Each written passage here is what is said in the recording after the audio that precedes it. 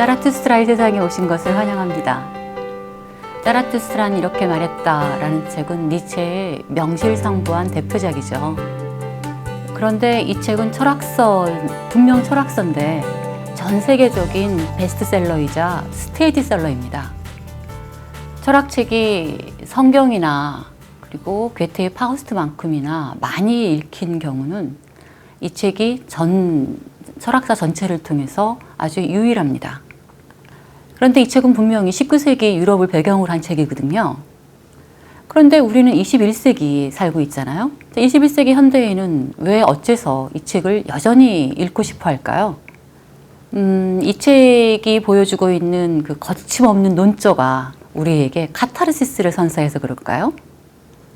아니면 이 책이 보여주고 있는 그 알듯 말듯한 그 알쏭달쏭한 정체가 우리의 지적 도전을 불러일으켜서 그럴까요? 그것도 아니면 현대성과 현대정신의 소곡이라고 하는 명칭처럼 이 책이 너무나 현대적인 모습을 미리 보여주어서 그럴까요? 우리는 이제 분명히 21세기 현대인이니까 그 미리 보여주었던 그 현대성의 어떤 서곡적인 그 모습을 하나하나 찾아가는 재미가 쏠쏠하겠죠. 네, 이 모두가 다 이유일 수 있습니다. 그런데 저는 이 책의 문제의식 자체가 보편성을 띠고 있다는 것이 또 하나의 이유가 되지 않을까라는 생각을 하고 있습니다. 그 문제의식은 뭐냐면 어떻게 해야 인간으로서 우리가 잘 살아갈 수 있는가 였거든요. 이 문제의식은 세대를 초월해서 누구나 다 여기에 관심을 두고 있는 거죠. 그런데 인간으로서 잘 살아간다고 하는 건 곧 의미 있게 살고자 하는 거죠. 우리 인간은 참 희한한 존재입니다. 늘 의미를 물어요. 사자가 토끼를 잡을 때 잠깐 지금 나의 행동이 무슨 의미지? 이렇게 묻진 않잖아요.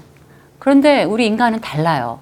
일을 할 때도 공부할 때도 이게 도대체 무슨 의미지? 라고 묻고 우리가 의미를 찾지 못하게 되면 손을 딱 놔버립니다. 삶에 의미가 없다고 느껴지면 삶을 포기하기도 하죠. 자, 이 책은 바로 이렇게 의미 있게 사는 그것에 이제 초점을 두고 의미 있게 사는 방법을 제시해 주니까 의미 빼면 시체인 우리에게 이제 관심을 불러일으킬 수밖에 없겠죠. 사실 의미를 찾는 것은 우리의 종적 특성이나 마찬가지이기 때문에 우리의 종적 특성을 제대로 겨냥했다. 이렇게도 볼 수 있을 것 같습니다. 그런데 이제 우리가 이 책을 읽는 데에는 또 다른 이제 이유도 있을 것 같은데요. 이 책은 글을 읽는다는 것을 우리의 삶의 실천으로 만들어주는 아주 독보적인 장점도 갖고 있습니다. 그래서 우리는 이 책을 한가롭게 뒤적뒤적 거리거나 아니면 눈으로만 읽거나 혹은 뭐 니체가 이렇게 말했어 라고 말하고 손을 털어버리고 이렇게 끝나지 않는 거죠. 그 반대로 이 책은 우리의 정신에 일격을 가합니다. 그 일격에 우리는 깜짝 놀라가지고 잠시 멈춰서게 되죠. 왜냐하면 자라투스트라가 정신이 병들었다라고 하면서 저격하고 분노하는 모습들이 우리 자신한테도 여전히 있거든요. 예를 들어 우리는 자율적으로 살기보다는 사람들의 평가에 더 신경을 쓰고 정신보다는 돈을 더 중시하기도 하죠. 또 남들과 함께 남들 속에서 이렇게 대충 이렇게 묻어가는 것을 독자적 실존이라는 것보다 더 선호하기도 합니다. 자라투스트라는 바로 이런 모습들에 그런 모습들을 보고 인간 말종, 잡것, 천민, 노예 이런 아주 모욕적인 단어들을 쏟아내죠.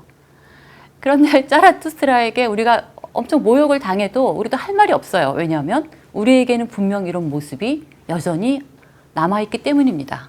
그러니 이 책은 우리에게 거울을 하나 쥐어주는 셈입니다. 그 거울을 들고 멈춰 서서 자신의 맨 얼굴을 들여다본 다음에 우리는 새로운 길을 갈 수도 있겠죠. 혹은 니체와는 완전히 다른 방향으로 갈 수도 있습니다. 아니면 오던 길을 계속 갈 수도 있습니다. 분명한 건 자신의 거울을 들여다보는 것 자체가 거울을 아예 보지 않는 것보다는 엄청나게 큰 힘을 발휘한다는 사실입니다. 어떤 방식으로든 자기와 자기의 삶을 변화시킬 테니까 그렇겠죠. 이런 방식의 삶의 실천이 바로 니체가 이 글의 행간에서 요청하는 피로 읽는 능동적인 읽기입니다. 일체의 글 가운데서 나는 피로 쓴 것만을 사랑한다. 피로 써라. 그러면 그대는 피가 곧 정신임을 알게 될 것이다. 다른 사람의 피를 이해한다는 것은 쉬운 일이 아니다. 그래서 나는 한가롭게 책을 뒤적거리거나 하는 자들을 미워한다. 나는 그저 읽히기를 원하지 않는다. 하나하나 씹어 자기 것으로 하기를 바란다. 니체는 짜라투스트라는 이렇게 말했다라고 하는 책이 인간의 삶에 대한 자신의 처절한 고민이 들어있는 자신의 피로 쓴 글이라고 합니다.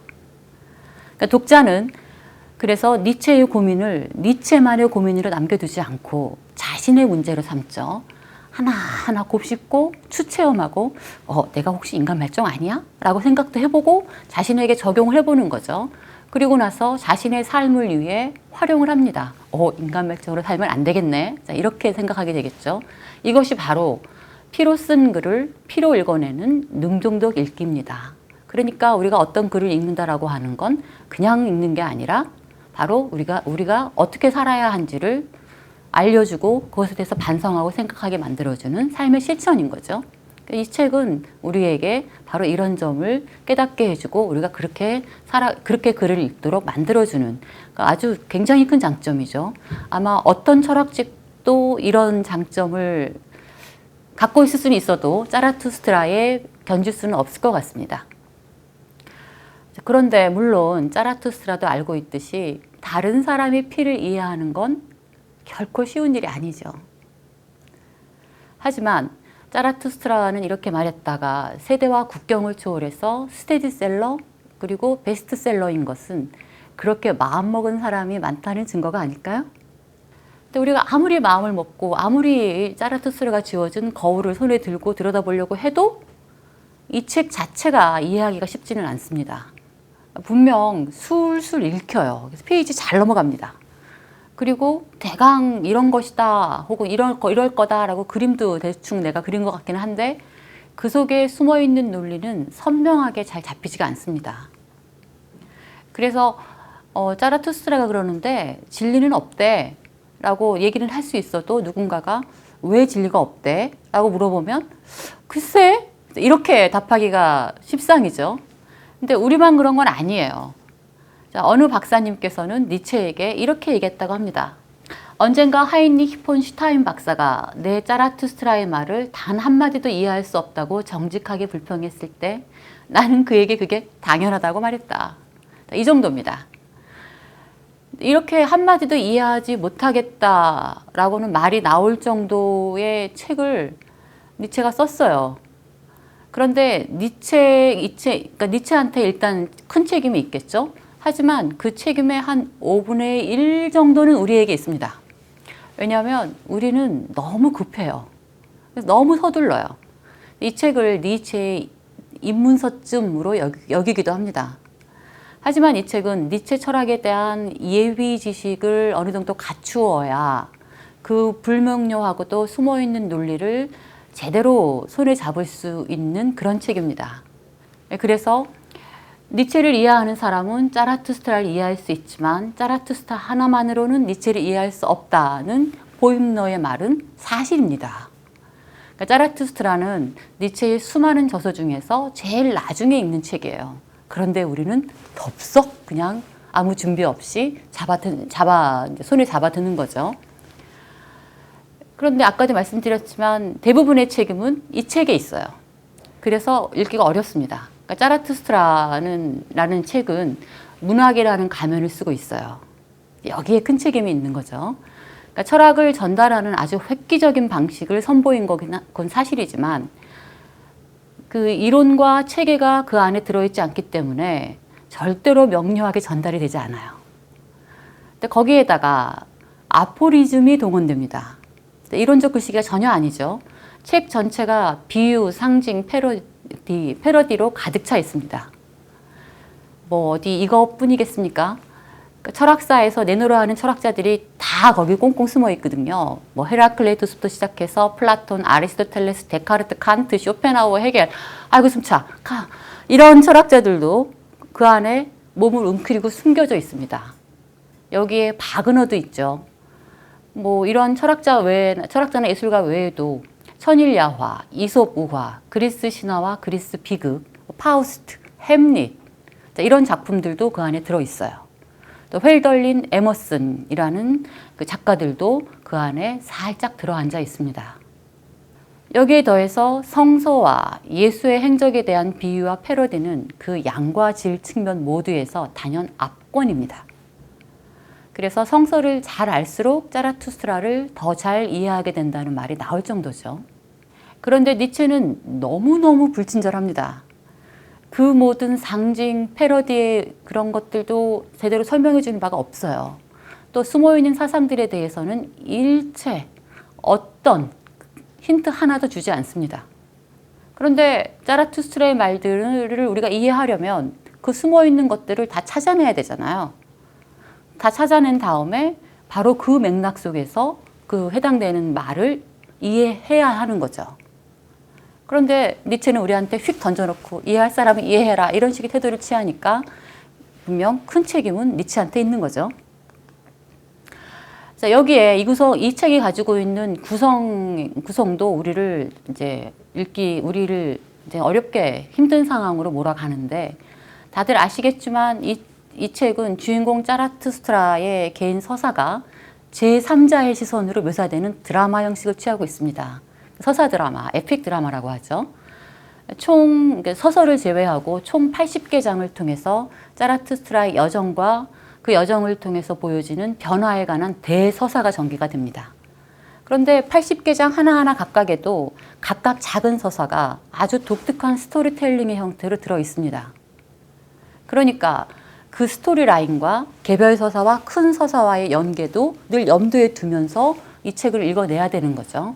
마치 우리가 TV에서 보는 드라마처럼 앞에서 있었던 어떤 사건의 의미가 뒤에서 비로소 밝혀지기도 하고, 앞장의 내용이 뒤에서 반전의 형태로 반박도 됩니다. 그러니 전체 스토리라인을, 이중적인 서사를 우리가 염두에 둬야 되는 거죠. 그러니까 얼마나 어렵겠어요.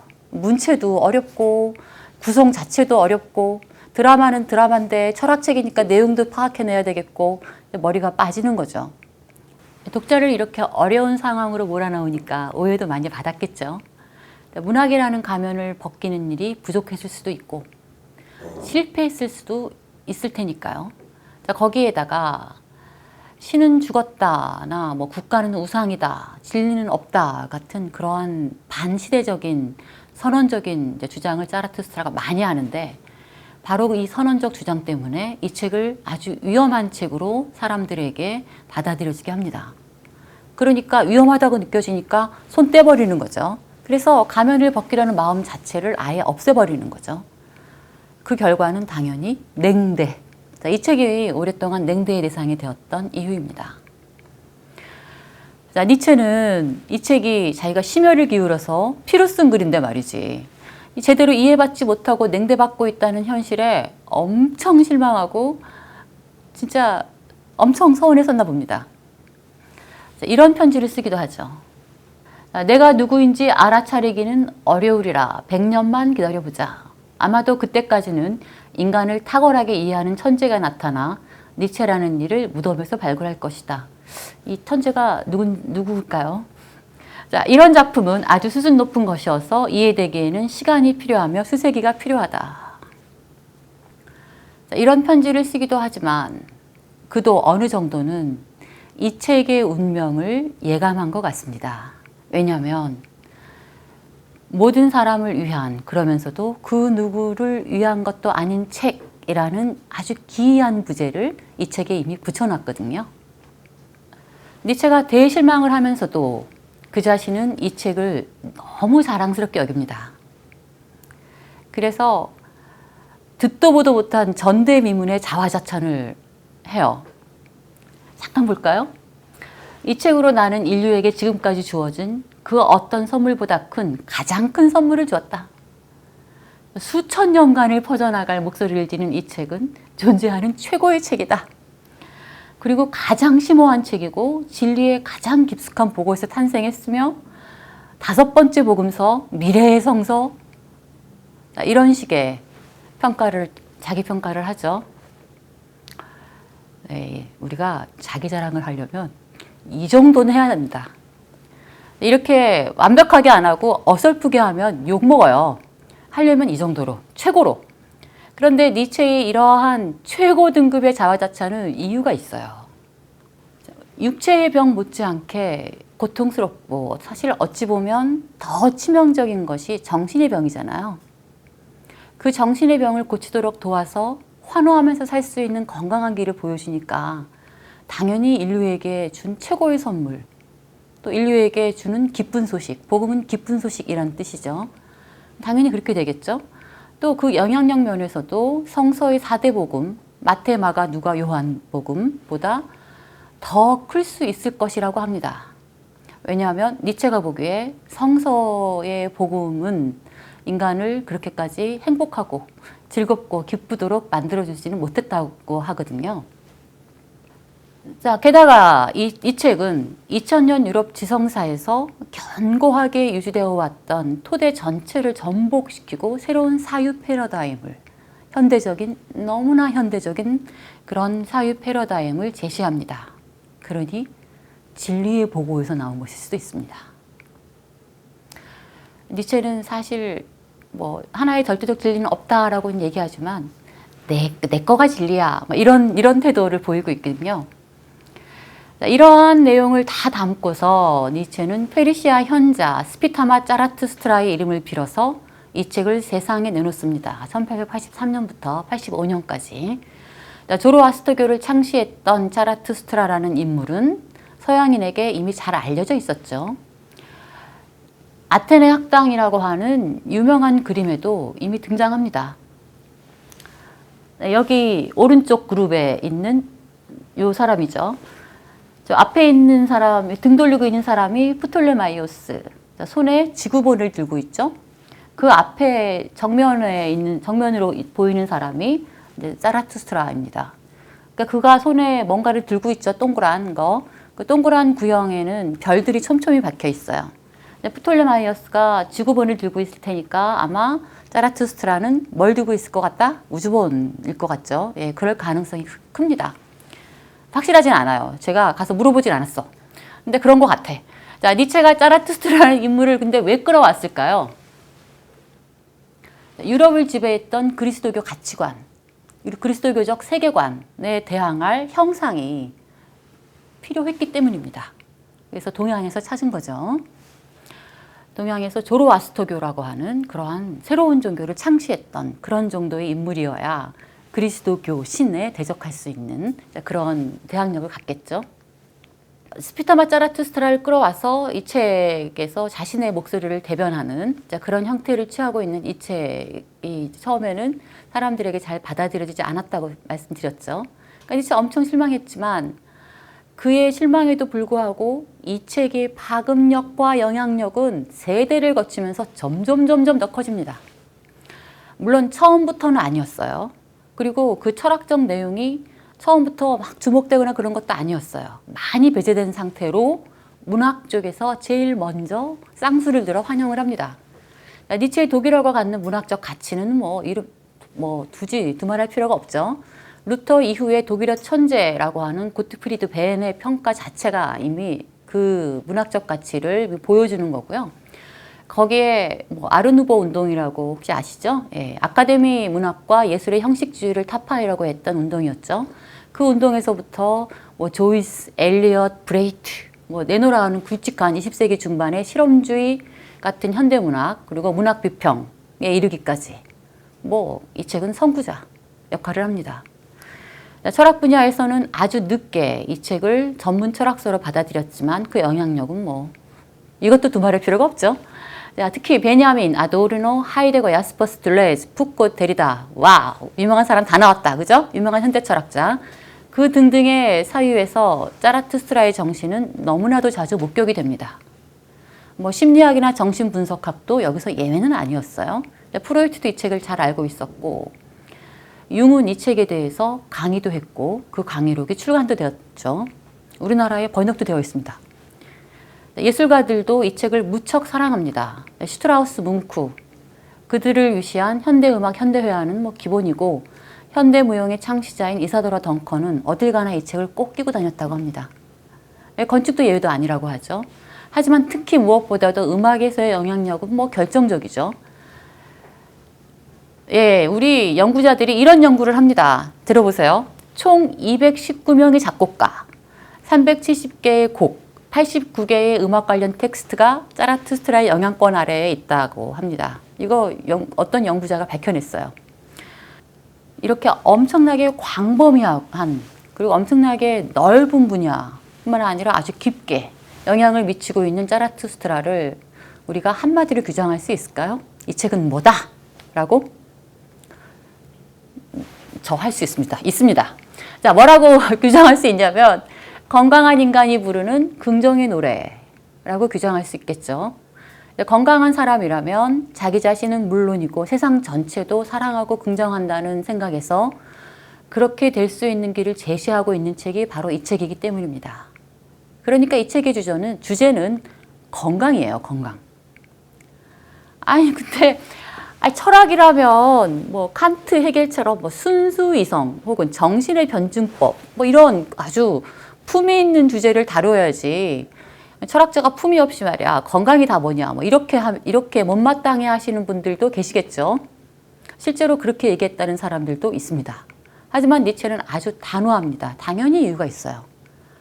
우선 그는 철학의 사명을 어디서 찾았냐면 인간을 제대로 잘 살게 만드는 데서 찾습니다. 처음에 제가 말씀드렸던 이 책의 주제의식도 그랬었죠. 어떻게 하면 인간을 잘 살게 만들 것인가. 인간으로서 제대로 잘 살게 만드는 거였죠. 근데 인간으로서 제대로 잘 살게 만드는 것 자체를 니체는 건강하다, 건강하게 만든다, 이렇게 부르는 것입니다. 그러니까 니체는 철학이라면, 이게 진짜 철학이라면 이렇게 건강하게 사는데 실질적으로 도움을 줘야지 단순히 머릿속에서 나온 문제를 머릿속으로 해결하고 손을 탁탁 털어버리는 그건 관념의 유희죠. 그거는 철학이 아니라고 니체는 봐요. 니체에게 그거는 현학에 불과합니다. 철학이 굉장히 중요한 학문이에요. 그래서 니체가 나는 내 작품을 내 온 몸과 삶으로 쓰며 순수하게 정신적인 문제가 무엇인지 알지 못한다 라고 하는 것은 바로 이런 맥락에서 나온 말입니다. 그는 늘 건강한 삶을 중심에 놓고 철학적 사유를 전개합니다. 진리의 문제를 다룰 때에도 건강한 삶을 위해서 어떤 진리가 필요할까? 이렇게 그런 관점에서 출발하고 도덕, 정의, 심지어는 신마저도 인간을 건강하게 만들기 위해서 신은 어떤 신이어야 할까? 이렇게 그런 관점을 철저하게 적용하죠. 이런 철학관을 갖고 있는 그에게 19세기 유럽인과 유럽 사회의 모습은 충격입니다. 그에게 저걸 사는 거야? 사람들이 저래도 되는 거야? 그런 의심을 불러일으켰어요. 당대 유럽은 잘 아시겠지만 이성중심적 낙관주의가 팽배해 있었고 거기에 인류의 기술적 진보에 대한 믿음도 가세했었죠. 자본주의 그리고 민족주의와 제국주의 등이 서로 얽혀서 그 모든 것들이 거대한 물결을 형성하고 있었습니다. 물론 그리스도교 세계관과 가치관이 불변의 토대로 놓여 있기도 했죠. 자기 자신들이 세계의 중심이고 유럽의 도덕과 가치가 최고다 이렇게 생각했던 그런 상황이죠. 그래서 그러한 생각으로 미래에 대한 희망을 갖고 있던 바로 그 시대의 한복판에서 니체는 오히려 아주 퇴락하고 쪼그라들고 불행해진 인간 군상을 목격한 거예요. 사람들은 행복하지 않았다는 거예요. 니체의 진단명, 왜 사람들이 행복하지 않았을까? 왜 스스로에게 기뻐하지 않고 세상을 사랑하면서 살지 못할까에 대한 니체의 진단명은 정신이 병이 들었음입니다. 뉴로시스, 사이코시스 이런 말이 아니고요. 사람들이 질적으로 낮아져서 아까 한번 나왔어요. 노예같이 천민처럼 잡것처럼 인간 말종처럼 되어버렸다는 뜻이죠. 니체는 유럽인들을 이렇게 만든 것들을 하나하나 폭로하고 망치를 들어서 파괴한 후에, 니체는 망치의 철학자죠. 건강해질 수 있는 대안을 제시하려고 합니다. 니체가 자기 자신을 철학적 의사이자 철학적 교육자라고 자칭하는 것은 이런 이유에서죠. 물론 건강이라고 하는 주제는 니체의 성숙한 후기 철학 전체를 대변하는 명칭이기도 합니다.